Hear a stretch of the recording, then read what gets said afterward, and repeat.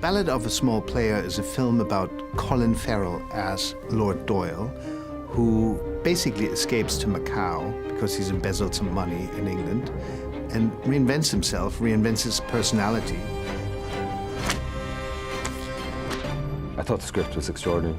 It's funny in moments. I find it incredibly heartbreaking as well. I was really moved by it. It was like nothing I'd read.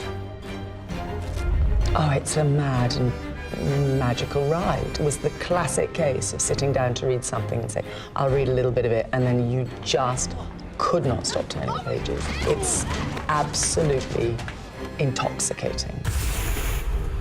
Doyle is somebody who is, you know that old saying, everywhere I go, there I am. He's somebody who's trying to escape his past, but I don't think he respects or has any idea really how much his past is actually being carried in every cell of his being, so he can't escape it.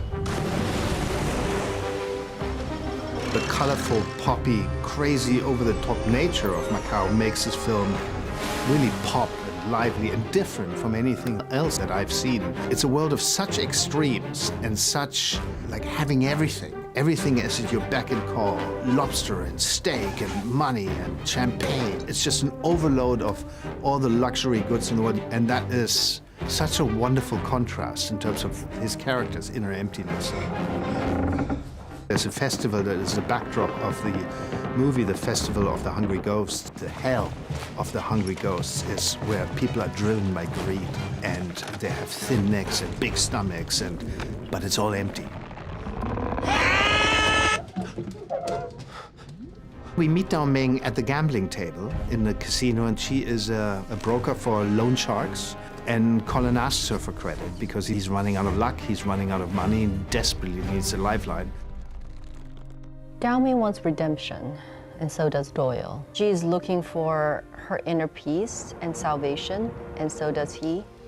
But they do it in a very different way. Her stuff is another chapter, all these little movies within the movies, all these little relationships.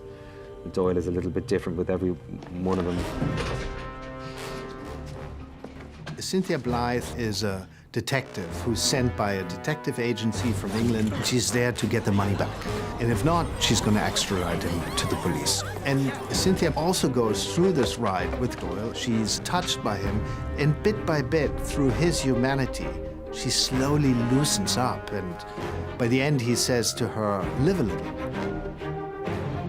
I have no interest in making stories that reject the audience, you know, that make something heavy indigestible. And I thought, we gotta bring this manicness, this colorful, this exploding, you know, this life, that has to be in the film. That kind of feeling that anything could happen. I don't want to make a straight drama, and like, there have been tons of movies made like that. Tilda had this wonderful line when I met her about the role. She said, realism is boring. Let's invent. We're making a movie. It is a sort of neon fever dream. It's about illusion, it's about fantasy, but it's really about mortality and about a man looking right into the jaws of death. It's about a yearning for something bigger. There's something incredibly romantic in Macau, in Doyle, and in this story.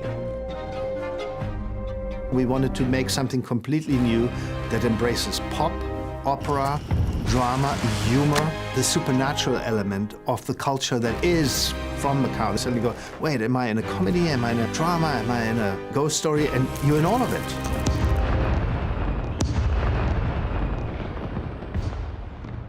Thank you for clicking on our video, everybody. If you like what you saw here, please make sure you like the video and subscribe and share with your friends who like this sort of content.